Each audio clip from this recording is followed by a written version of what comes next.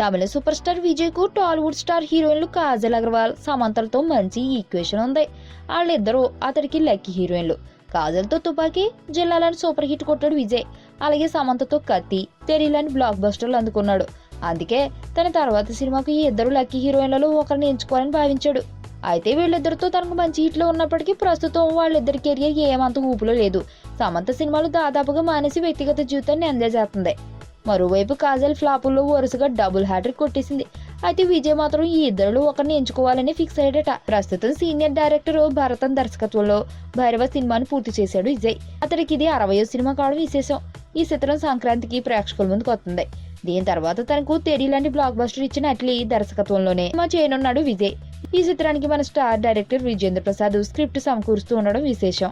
ఈ చిత్రానికి దేవిశ్రీ ప్రసాద్ సంగీతం అందించే అవకాశాలున్నాయి.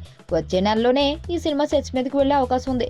మరి జనవరి నెలాఖరులోనే ఎంగేజ్మెంట్ చేసుకోబోతున్న సమంత ఈ సినిమాకు హీరోయిన్ ఆఫర్ ఇస్తే ఒప్పుకుంటుందో లేదో చూడాలి.